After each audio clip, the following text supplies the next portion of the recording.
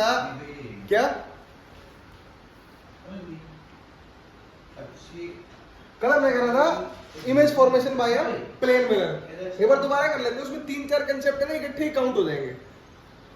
पहला, सबसे पहले प्लेन मिरर बनाओ। मिरर बनाने के लिए दो चीज ध्यान रखनी है जी। ऑब्जेक्ट को मिरर के सामने रखना है। कहां रखना है ऑब्जेक्ट को? मिरर के सामने। पीछे ऑब्जेक्ट रहेगी, हम शीशे के सामने खड़े होंगे तो ही तो दिखेगी। अब मैं तुम्हारे सामने खड़ा हूं तो ही तो दिख रहा हूं, तभी तो दिख रहा हूं, ठीक है ना जी।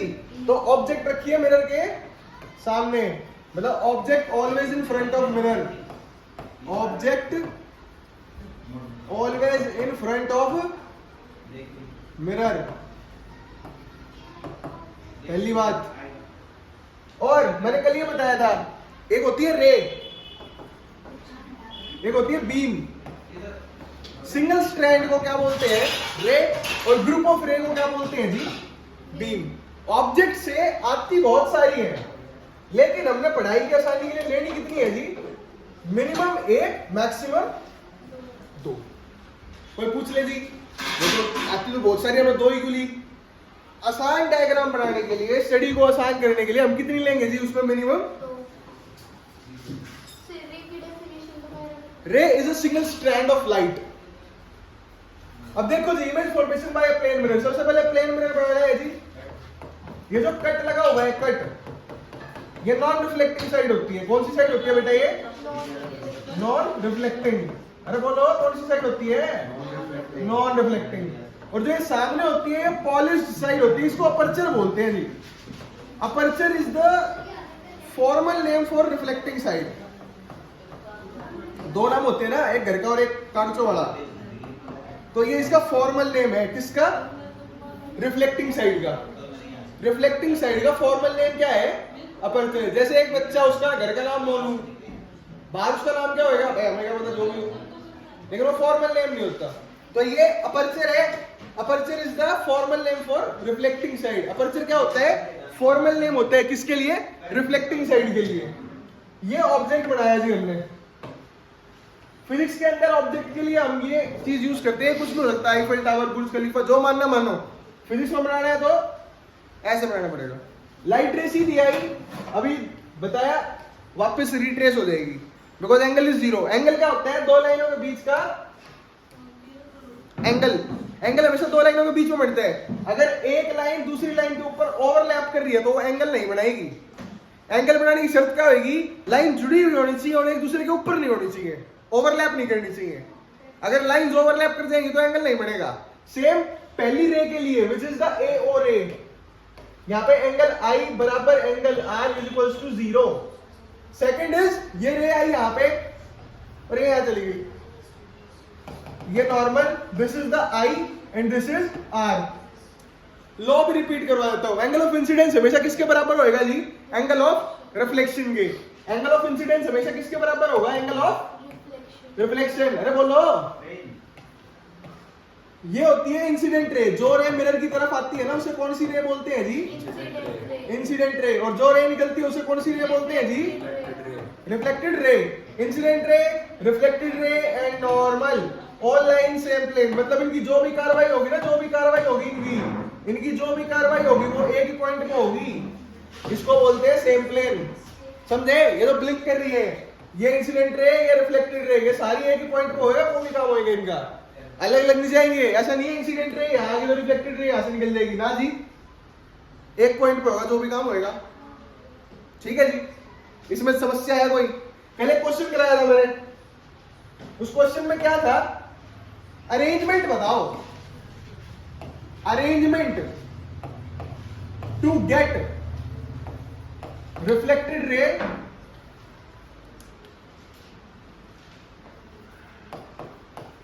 to get reflected ray parallel to the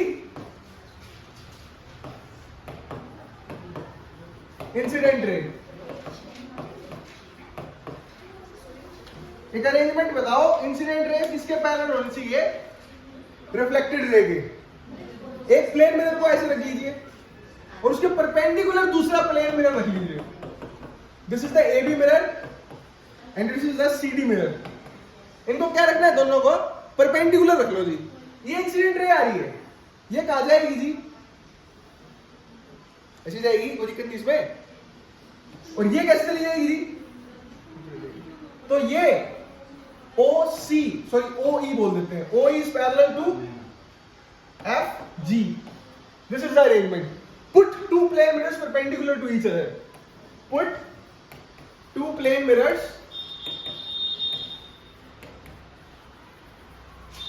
perpendicular to each other. इन दोनों को क्या रख दो जी? परपेंडिकुलर रख दो। तो अब क्या आ जाएगा? इंसिडेंट रे किसके बराबर पैरेलल आ जाएगी? रिफ्लेक्टेड रे के। चलिए शॉर्टकट बताया जाए एंगल निकालने का। अगर ये एंगल 30 है तो ये एंगल कितना हो जाएगा? ये भी 30 हो जाएगा? नहीं जी। अगर ये 30 है ना, इसको 90 में से माइनस कर दो तो ये कितना आ जाएगा? 60। अगर ये 15 है तो ये कितना आ जाएगा? 75 75 कितना आ जाएगा जी? ये 75 डिग्री आ जाएगा। अच्छा अगर ये 75 डिग्री है तो ये कितना आएगा? 15 आएगा। अगर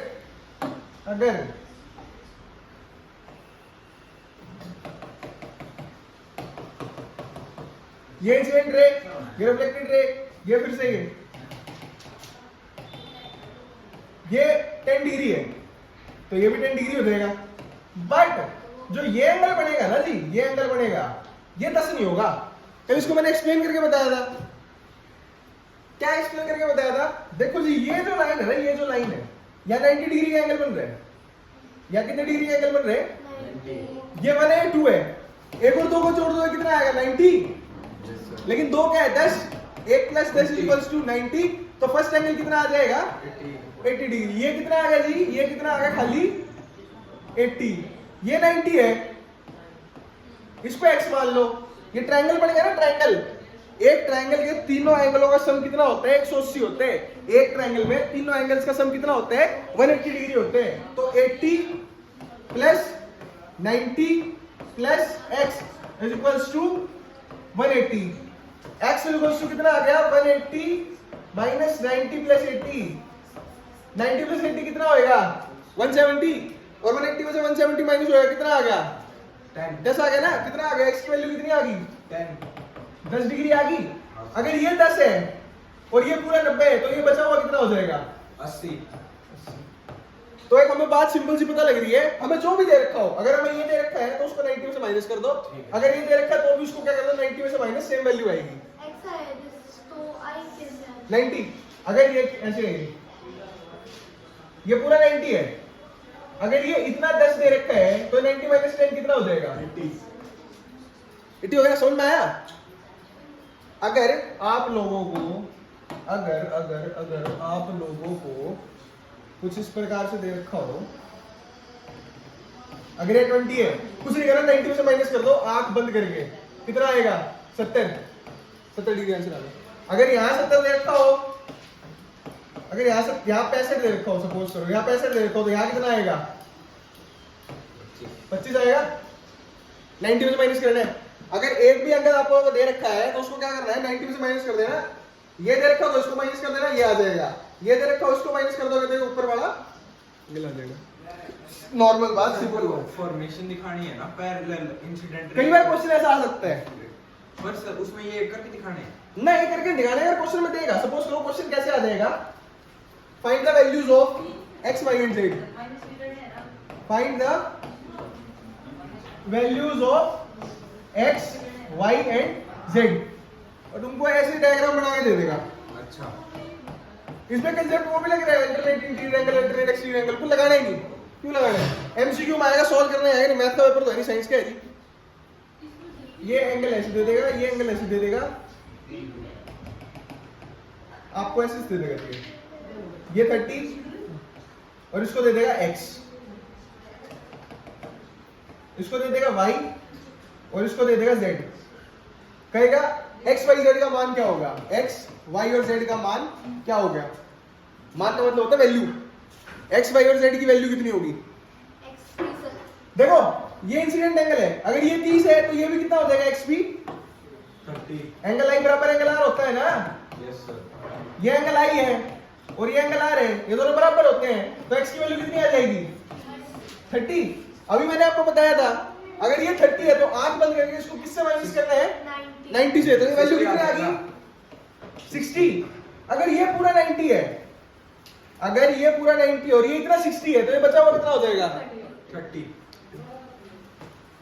तो एक्स वाई जेड की वैल्यू क्या आ गई, इसकी 30, एक्स की 30, वाई की 60, जेड की 30। ठीक है, तो नया क्वेश्चन कैसे रखते हैं, इस सीबीएसई में आया था क्वेश्चन एक बार, अरेंजमेंट आई थी, उससे अगले साल में एंगल डाल दिए थे इसमें। ठीक है, तो ध्यान रखना इसका। ये 15 हो जाएगा तो ये कितना हो जाएगा 75। ये 20 हो जाएगा तो ये कितना हो जाएगा 70। बस। अगर ये 30 दे रखा हो तो ये कितना हो जाएगा 60। नीचे वाला दे रखा हो तो उसको माइनस कर देना, ऊपर वाला दे रखा हो तो उसको माइनस कर देना। बस एक बात ध्यान रखना, ये एंगल काउंट नहीं करने। अगर ये वाला दे रखा हो ना, ये वाला, बच्चे क्या गलती करते हैं, कॉमन एरर। अगर ये दे रखा हो 20, बच्चे करेंगे 90 माइनस 20 और फिर ये वैल्यू आएगी ना ना ना ना ना 90 minus 20 तो x की तो आएगी। ये आएगा जी, उसको फिर वापस 90 में से माइनस करना पड़ेगा, गलती मत करना। पर सर ये 20 जो अगर दे रखा है ये भाई के इक्वल नहीं होगा। वो हमने देखना ही नहीं, अपने ने जो मांग रखा वो होगा। मैं फिर कह रहा हूँ, मैथ वाली प्रॉपर्टी रहेगा नहीं, अल्टरनेट इंटीरियर अल्टरनेट एक्सटीरियर, परेशान हो जाओगे। क्या पता कुछ और आ जाए अरेंजमेंट। हमें तो वो रास्ता अपनाना है जो यूनिवर्सल हो, रास्ता वो अपनाना चाहिए ना यूनिवर्सल हो। ऐसा थोड़ी है मंजिल के हिसाब से रास्ता बदल जाए, यूनिवर्सल रास्ता अपनाना है। ये प्लेन है, ये प्लेन मिरर है, ठीक है। उसके बाद मिरर प्लेन नहीं होता भाई, जिस प्रकार से आदमी का शरीर गोल मटोल होता है, मिरर भी गोल मटोल होते हैं, प्लेन नहीं होते ना। कटोरी देखिए, कटोरी चम्मच प्लेन होती है, प्लेन से खाया नहीं जाएगा। प्लेन चम्मच डालोगे, दाल के अंदर क्या होएगा, ऊपर निकालोगे दाल बाहर। कटोरी हमेशा ऐसी होती है, इस शेप में। मिरर्स की भी शेप या तो ऐसी होगी या उनका पेट निकला होगा, ठीक है, या तो स्पून लाइक स्ट्रक्चर होगा या वो बैक साइड ऑफ स्पून होगा। होता क्या है, एक सर्कल होता है, स्फीयर बोलते हैं उसको। सर्कल एक 2D फिगर है और स्फीयर क्या है 3D फिगर है। अच्छा, सर्कमफेरेंस और पेरीमीटर में फर्क पता है? हाँ सर, क्या होता है? सर्कमफेरेंस होता है सिर्फ उसमें स्फीयर और नहीं, स्फीयर में जैसे सर्कल में होता है वो तो खाली, और पेरीमीटर हो गया कोई जैसे 2D शेप या अच्छा मेरे को ये बताना, ये बताओ, ये एक रेक्टेंगल है, हाँ सर्कम ओ पेरीमीटर क्या होता है? ये इसका सारी साइड्स को जोड़ दो। हाँ इसका सर्कल में सर्कमफेरेंस सर्कल की सर्कमफेरेंस निकलती है, इसका पेरीमीटर निकलता है, चीज दोनों एक है। हाँ लेकिन इसमें कोई साइड नहीं है, it has no point, it is a pointless figure, cornerless figure. Circle एक कॉर्नरलेस फिगर है, सर्कल एक कैसी फिगर है, कॉर्नरलेस फिगर है। इसके कॉर्नर है, कितने कॉर्नर है जी इसके? 4, तो 4 साइड जोड़नी पड़ेगी। इसके कॉर्नर ही नहीं है तो इसकी हमें कितनी साइड जोड़नी है पता ही नहीं जी। कुछ नहीं करना, रेडियस के अराउंड जितना घूम रहे हैं ना उतने को जोड़ दो, विच इज 2 पाई आर। पाई का अप्रोक्सीमेशन होता है 22/7 which is near about 3.14 बार। चलते रहेगा 3.14। नॉन टर्मिनेटिंग नॉन रिपीटिंग है। टर्मिनेट का मतलब होता है खत्म होना, रिपीट का मतलब होता है वापस ना खत्म होता, रिपीट करता रहता है, चलती रहेगी वैल्यू, पता नहीं कहां तक जाएगी, हमें भी नहीं पता। मुद्दे पे आते हैं। ये सर्कल बनाया जी, ये सर्कल बनाया और क्या करा, इसका एक हिस्सा अलग कर दिया। सर्कल बनाया और इसका एक हिस्सा हमने क्या कर दिया, अलग कर दिया। ये पहले क्या था, एक पूरा सर्कल था, इसका हमने क्या कर दिया, एक हिस्सा उठा के अलग कर दिया, ठीक है ना। इसका एक हिस्सा उठा के हमने क्या कर दिया, अलग कर दिया और बाकी को मिटा दिया।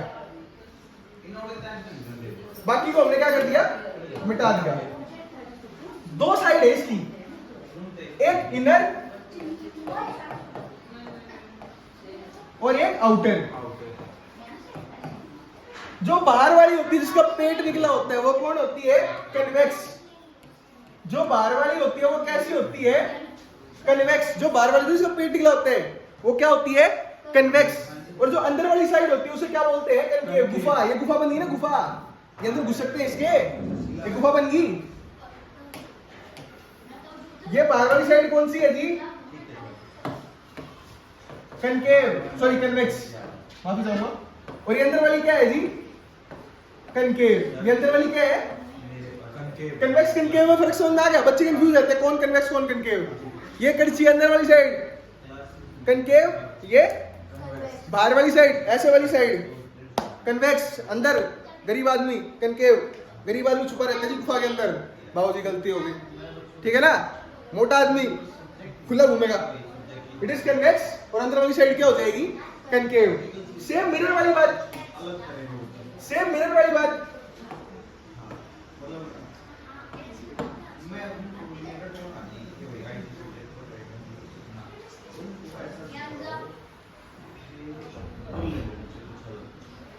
देखो जी, जिसके बाहर कांटा लग जाए, एक जिसके अंदर कांटा लगा हो, देखना जहां कांटा लगा होता है वो साइड रिफ्लेक्ट नहीं करती, जहां कट लगा हुआ है वो रिफ्लेक्ट नहीं करती, और जहां कट नहीं लगा होता उसे क्या बोलते हैं। सर पेपर में ये आ सकता है, जैसे ग्लास को अगर एक नॉर्मल ग्लास है उसको हमें मिरर कैसे फॉर्म करना है। हाँ, heat it and apply the silver, liquid silver with phosphorus, वो स्मूथ हो जाएगा बिल्कुल, पीछे से ब्लैक हो जाएगा बट सामने से सिल्वर हो जाएगा। मेरी बात सुनना, कनकेव कन्वेक्स नहीं बोल रहा, जो साइड रिफ्लेक्शन करती है उसे क्या बोलते हैं, formal name for side reflecting, aperture. जिसका अपर्चर बाहर साइड हो, वो कन्वेक्स, जिसका अपर्चर बाहर की साइड हो, जिसका अपर्चर बाहर की साइड हो वो कौन होता है, कन्वेक्स। जिसका अपर्चर अंदर की साइड हो, जिसका अपर्चर अंदर की साइड हो, जिसका अपर्चर अंदर की साइड हो वो कौन हो गया, कनकेव। कोई पूछे कनकेव कन्वेक्स बता दोगे, ठीक है जी। अपर्चर है जो ऐसे रिफ्लेक्शन होता है, अंदर वाली साइड रिफ्लेक्ट कर रही है तो वो कनकेव मिरर हो गया, अगर बाहर वाली साइड कर रही है तो वो कन्वेक्स मिरर हो गया। अपर्चर एक नाम है, कॉमन नाम है, वो रिफ्लेक्ट कोई भी कर सकता है। अब मिरर तो ऐसा भी हो सकता है ना भाई, मिरर तो ऐसा भी हो सकते हैं, अगर मान लो मैंने अकट लगा दिया, अगर मैंने अकट लगा दिया, ऊपर कनकेव है फिर प्लेन हो गया फिर कनकेव हो गया, उल्टा बढ़ा दूंगा, मिरर तो ये भी है जी, मिरर तो ये भी है, दोनों मिरर है, रिफ्लेक्ट करता है मिरर। जहां से रिफ्लेक्शन हो जाए वो अपर्चर, जहां से रिफ्लेक्शन हो जाए ना वो क्या होता है, अपर्चर। तो सर जिसकी अंदर वाली साइड रिफ्लेक्ट कर रही है वो कनकेव, जिसकी बाहर वाली साइड रिफ्लेक्ट कर रही है वो कन्वेक्स। बच्चे कंफ्यूज रहते हैं, ऑब्जेक्ट भी तो करते हैं, ऑब्जेक्ट रिफ्लेक्ट करते हैं ना, लेकिन वो डिफ्यूज्ड रिफ्लेक्शन करते हैं, रेगुलर नहीं करते ना। ऑब्जेक्ट रफ है, मिरर स्मूथ पॉलिश सरफेस को बोलते हैं, रिफ्लेक्शन तो कोई भी कर सकता है।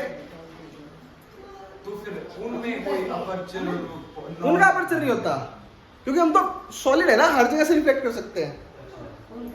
ये प्रॉपर इमेज फॉर्मेशन के लिए होते हैं मिरर, मिरर्स का काम यही होते हैं। अगर कोई पूछे मिरर की डेफिनेशन क्या है, mirror is an optical instrument, आ सकता है, क्यों नहीं आएगा, क्या पता क्या है। Mirror is an optical instrument which does smooth reflection, which does smooth। अब मैं समझ पा रहा हूं तुम कनकेव कन्वेक्स तो समझ गए होगे, कनकेव कन्वेक्स में तो कोई समस्या नहीं है तुम लोगों को, बस एक बात ध्यान रखनी है, एक बहुत बड़ा गोला था, एक बहुत बड़ा गोला था, उसका छोटा सा हिस्सा हमने निकाल लिया, उसका छोटा सा हिस्सा हमने क्या कर लिया, अलग कर लिया, और इस बाकी गोले को क्या कर दिया जी, हटा दिया, इसको हटा ही देते हैं, हट जा भाई, इसको डिलीट कर देते हैं, इसका काम नहीं है, हट जा भाई, जिसका काम नहीं होता उसको हटा दो, परेशान करेगा, ठीक है ना जी, उसको हटा दिया। हर सर्कल का सेंटर होता है, हर सर्कल का क्या होता है, सेंटर। इस गोले का भी तो होगा, हाँ सर, ये जो स्फीयर है इसका भी तो होगा। हम टर्म्स को समझना शुरू करेंगे, अब हम धीरे धीरे क्या शुरू करेंगे, टर्म्स को समझना शुरू करेंगे।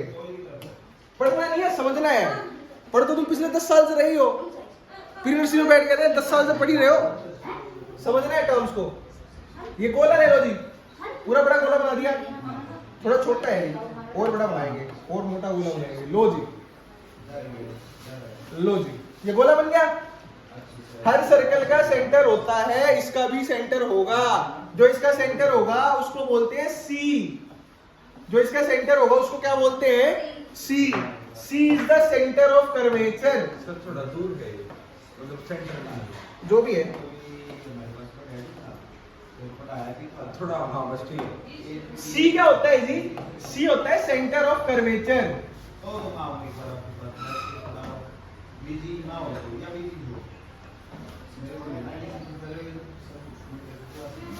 सी क्या होता है? Centre of curvature. जिस तरह हर सर्कल का सेंटर होता है, ये मिरर भी तो सर्कल का हिस्सा है, हमने देखा ना पिछली बार भी। मिरर को काट दिया और इसका अंदर बाहर का जो भी हिस्सा हो कनकेव कन्वेक्स हमें मतलब नहीं है। अभी सिर्फ इतना समझना है, एक स्फीयर है, उसका सेंटर है, उसे क्या बोलते हैं? Centre of. बस देखो, एक होता है सर्कल, एक होता है कर्वेचर।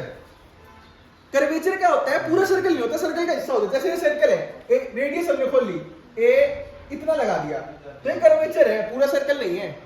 तुमने मिरर में भी देखा होगा, पूरा थोड़ी होता है मिरर सर्कल में, बस इतना या इतना या इतना या इतना, कितना भी हो, पूरा सर्कल नहीं है, सिर्फ एक छोटी सी आर्क होती है। आर्क को ही कर्वेचर बोलते हैं। सर्कल के एक छोटे हिस्से को क्या बोलते हैं? कर्वेचर बोलते हैं। और अगर वो सर्कल के अंदर ही हो, उसे सेक्टर बोलते हैं। क्या बोल रहा हूं, नहीं समझ में आया होगा। ये सर्कल है, ये सर्कल है,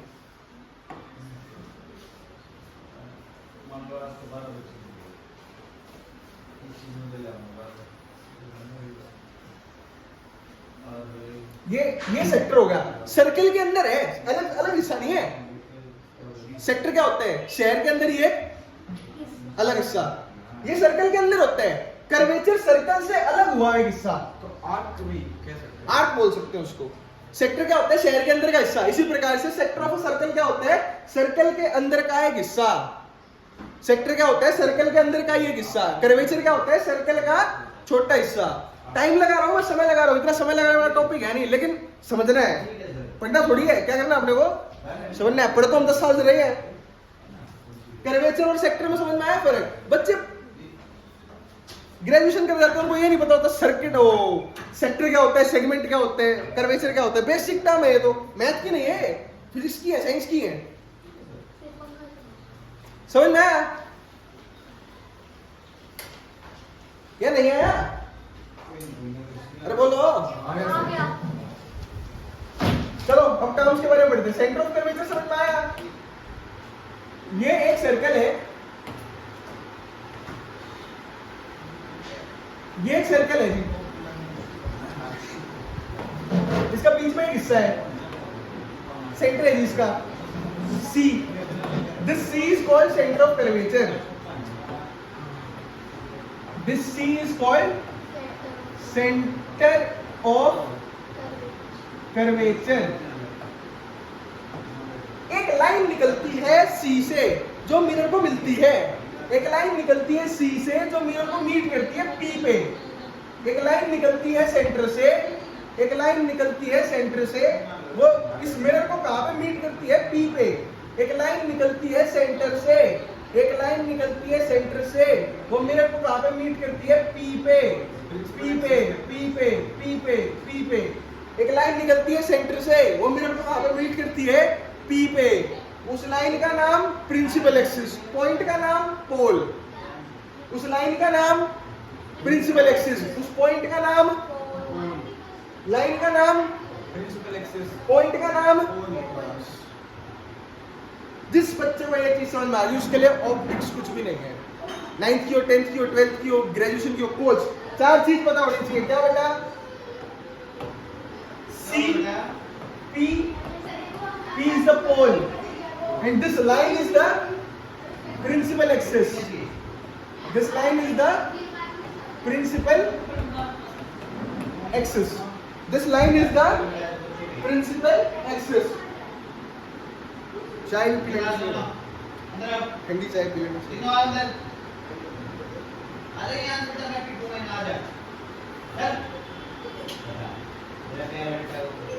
आया जी समझ में?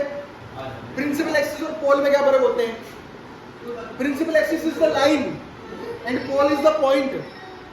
ये वो इमेजिनरी लाइन है जो सी से होती हुई कहां जाती है? पोल पे मिलती है मिरर को। समझ में आया? 2 टाइप के मिरर होते हैं, देखो 2 प्रकार के रोड होते हैं। जहां ट्रैफिक मिलता है, जहां ट्रैफिक अलग अलग होता है, सेम मिरर का काम है, या तो वो लाइट रेस को आपस में मिला देगा या लाइट रेस को क्या कर देगा? दूर दूर कर देगा। पास में लाना, पास में लाना। अच्छा, गुफा में लोग पास पास आ जाएंगे, दूर दूर हो जाएंगे? पास आएंगे ना। पास में लाना गुफा के अंदर, ठीक है ना जी? पास में लाना किसके अंदर? गुफा के अंदर। समझ रहा है मेरी बात को? भावना है समझना। पास में लाना गुफा के अंदर, कहाँ लाना है? गुफा के अंदर। कहाँ लाना है जी? पास में। गुफा बोले तो कनकेव, गुफा बोले तो कनकेव। इसका मतलब कनकेव मिरर लाइट रेस को एक साथ ले आता है, और एक साथ या पास में लाने का मतलब होता है कन्वर्ज। पास में लाना गुफा के अंदर।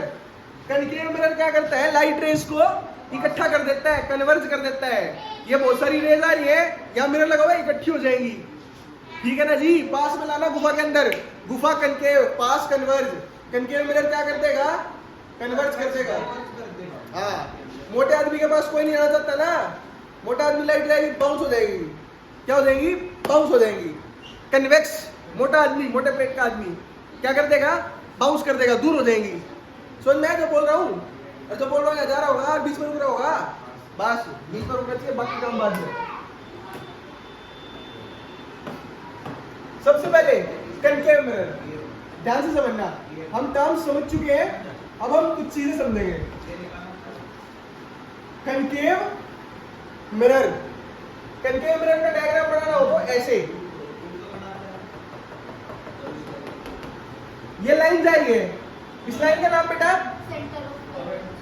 Principal axis. इस लाइन का नाम प्रिंसिपल एक्सिस। लाइन हो ना, लाइन।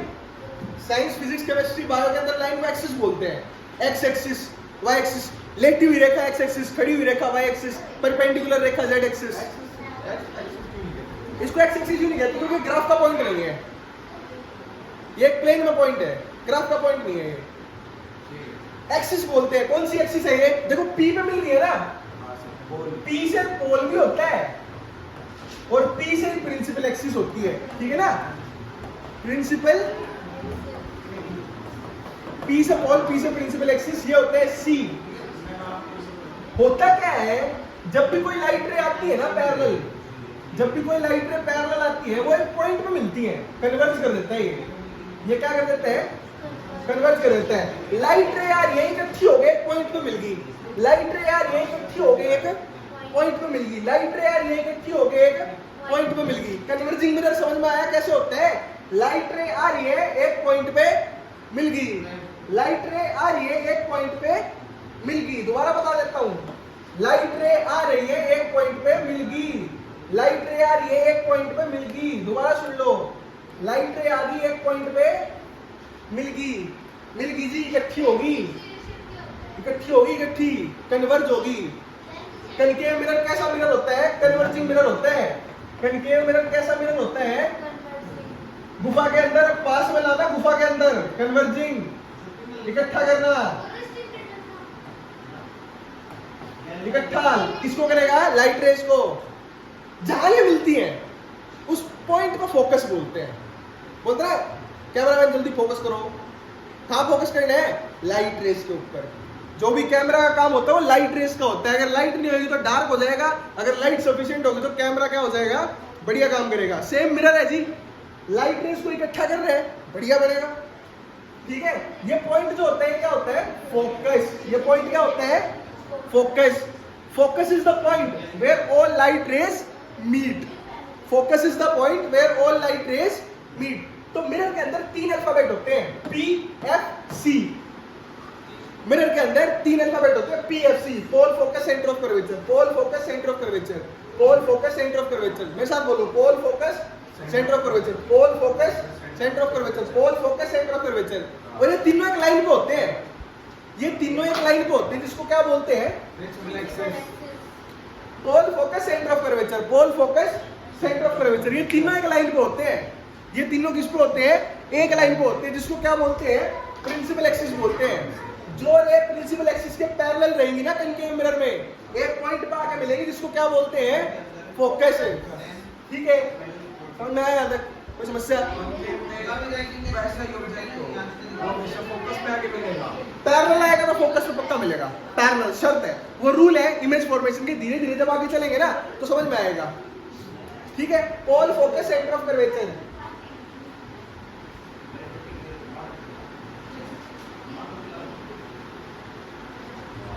समझ में आया?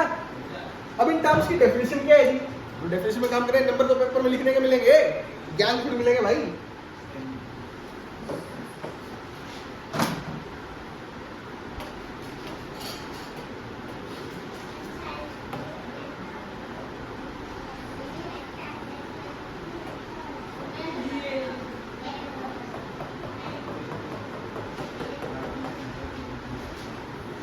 ये P, ये F, ये C, ये principal axis.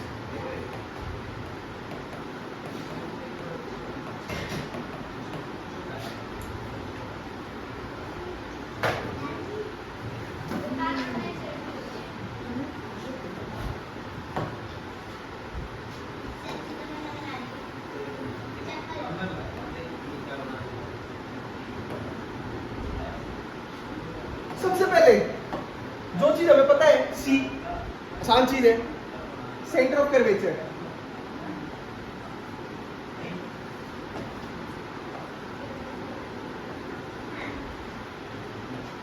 Centre of curvature हमें पता है जी।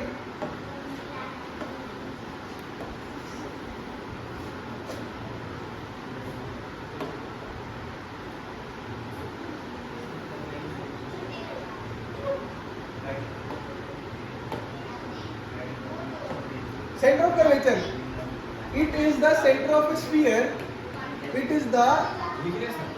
हाँ बिल्कुल, सर, it is पार्टी से the, लिख लेंगे। ठीक है, it is the center of an imaginary sphere, it is the center of an imaginary sphere of which mirror is a part, of which mirror is a part.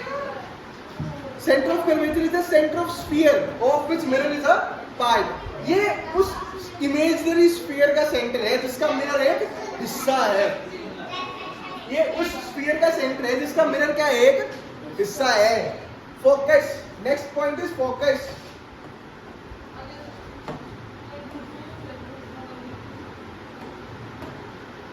Focus है जी, focus is the point, focus is the point where light rays meet, where light rays meet after converging or diverging.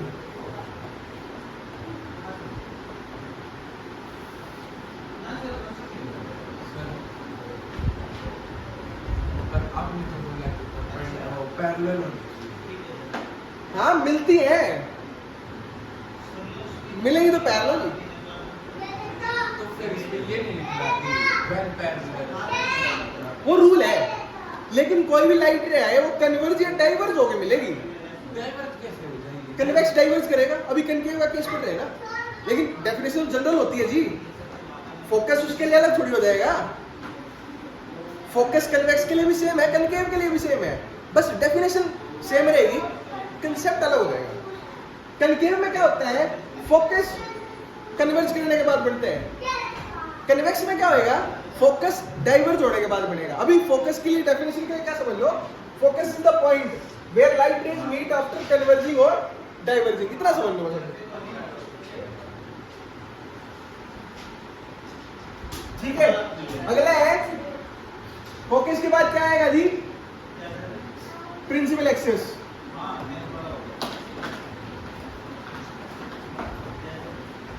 Principal axis.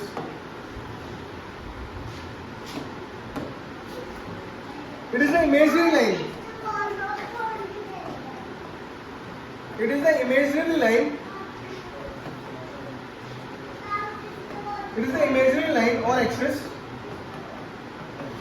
which meets the mirror at point P, which meets the mirror at pole,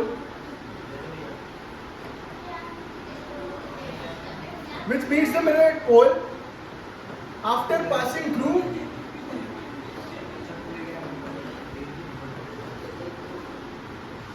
after passing through P F A C. ये वो imaginary line है, ये वो imaginary रेखा है जो mirror पे point P पे मिलती है, जो मिरर पे किस पे मिलती है, पॉइंट पी पे मिलती है, और किससे पास होती है, पी एफ सी से। किससे पास होती है जी, पी एफ और सी से।